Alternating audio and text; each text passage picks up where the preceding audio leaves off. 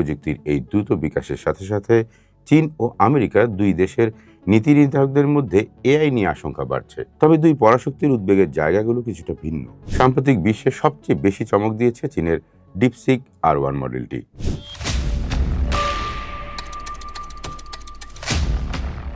যুক্তরাষ্ট্র ও চীন এই দুই পরাশক্তি কৃত্রিম বুদ্ধিমত্তা অর্থাৎ এআই এর ফ্রন্টিয়ার মডেলগুলোকে যে কেবল প্রযুক্তিগত অর্জন হিসেবেই দেখছে এমন নয়, বরং এগুলোকে বিবেচনা করা হচ্ছে ভবিষ্যতের অর্থনৈতিক ও সামাজিক আধিপত্যের মূল চাবিকাঠি হিসেবে। তবে এই অভাবনীয় অগ্রগতির পাশাপাশি তৈরি হচ্ছে নতুন জটিল ঝুঁকিও। আজ আমরা জানবো এই দুই দেশের শীর্ষ এআই মডেলগুলো এবং তাদের প্রভাব সম্পর্কে। প্রথমে আলোচনা করা যাক যুক্তরাষ্ট্রের ক্রমবর্ধমান শক্তিশালী ফ্রন্টিয়ার মডেলগুলো নিয়ে। বর্তমানে এআই গবেষণা ও বাণিজ্যিকীকরণে দেশটির অগ্রণী ভূমিকা পালন করছে, যার সিংহভাগই চালিত হচ্ছে বেসরকারি খাতের প্রযুক্তি জায়ান্টদের মাধ্যমে। এক্ষেত্রে অন্যতম প্রধান ওপেন এআই। তাদের GPT-4o বা GPT-4 টার্বো মডেলগুলো টেক্সট, ছবি, অডিও ও ভিডিও একসাথে প্রক্রিয়াকরণ করতে পারে।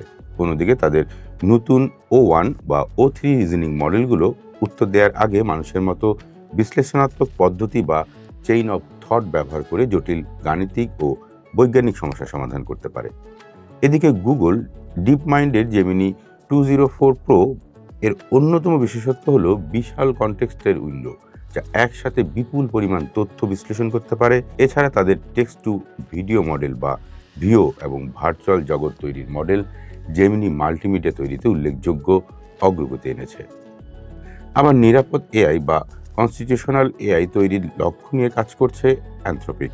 তাদের Claude 4 মডেলটি কম্পিউটার স্ক্রিন দেখে এবং ব্রাউজ করে মানুষের মতো কাজ করতে সক্ষম। অন্যদিকে মেটা তাদের আলমা সিরিজের শক্তিশালী মডেলগুলো ওপেন সোর্স করে বিশ্বজুড়ে গবেষণার সুযোগ করে দিচ্ছে, যা উদ্ভাবন যেমন বাড়াচ্ছে তেমনি এর নিয়ন্ত্রণও কঠিন করে তুলছে। এছাড়া ইলন মাস্কের প্রতিষ্ঠান xAI এর গ্রক 3 মডেলটি বাস্তব সময়ের তথ্য পেতে সামাজিক যোগাযোগ মাধ্যমে এক্সের ডেটা ব্যবহার করে এবং একটি জটিল গণিতে বিশেষ দক্ষতা দেখিয়েছে। অন্যদিকে যুক্তরাষ্ট্রের কঠোর চিপ নিয়ন্ত্রণ এবং নিষেধাজ্ঞা সত্ত্বেও চীন নিজস্ব প্রযুক্তির স্বনির্ভরতা অর্জনে উল্লেখযোগ্য সক্ষমতা দেখাচ্ছে। সাম্প্রতিক বিশ্বে সবচেয়ে বেশি চমক দিয়েছে চীনের ডিপসিক R1 মডেলটি। এটি পশ্চিমাদের মডেলের সমতুল্য রিজনিং ক্ষমতা প্রদর্শন করলেও এটি তৈরিতে খরচ হয়েছে অত্যন্ত সামান্য বিনিয়োগ। সাশ্রয়ী মিক্সার অফ এক্সপার্ট স্থাপত্য ব্যবহার করে তৈরি মডেলটি প্রমাণ করেছে যে কম শক্তিশালী চিপ দিয়েও বিশ্বমানের এআই তৈরি করা সম্ভব। চীনের অন্যান্য অগ্রযাত্রার মধ্যে রয়েছে আলিবাবার কিউই 2.5 ম্যাক্স ও QW এর বহুভাষিক দক্ষতা সম্পন্ন এবং ওপেন সোর্স পাওয়া যাচ্ছে। অন্যদিকে টিকটকের মূল প্রতিষ্ঠান বাইডেন্সের ভিডিও জেনারেশন মডেলটিও দেশটিতে অত্যন্ত জনপ্রিয় হচ্ছে। আবার কম্পিউটার ভিশন বিশেষজ্ঞ প্রতিষ্ঠান সেন্সটাইমের সেন্সনোভো 60O মডেলটি চীনের নজরদারি প্রযুক্তি এবং স্বয়ংক্রিয় গাড়ি চালানোর ক্ষেত্রে ব্যাপকভাবে ব্যবহৃত হচ্ছে। পাশাপাশি BAAI বা জিপু এআই এর মতো প্রতিষ্ঠানগুলো চীনের গবেষণা জগৎকে করছে সমৃদ্ধ। প্রযুক্তির এই দ্রুত বিকাশের সাথে সাথে চীন ও আমেরিকা দুই দেশের নীতি নির্ধারকদের মধ্যে এআই নিয়ে আশঙ্কা বাড়ছে। তবে দুই পরাশক্তির উদ্বেগের জায়গাগুলো কিছুটা ভিন্ন।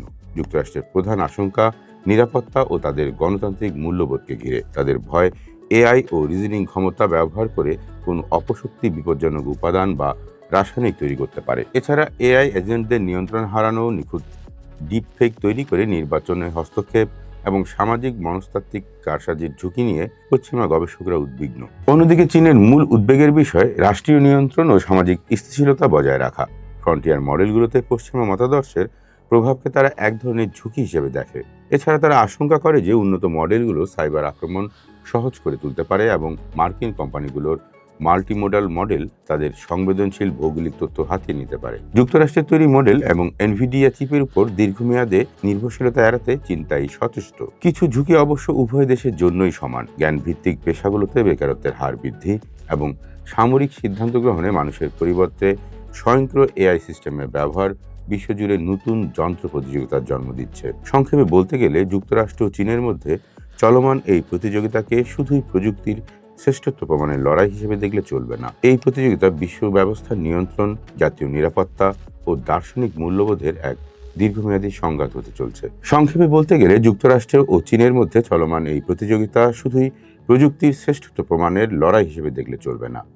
এই প্রতিযোগিতা বিশ্ব ব্যবস্থা নিয়ন্ত্রণ, জাতীয় নিরাপত্তা এবং দার্শনিক মূল্যবোধের এক দীর্ঘমেয়াদী সংঘাত হতে চলেছে। সময়ের অন্য পাঠ দেখুন থাকুন ঢাকা পেপারসের সাথে।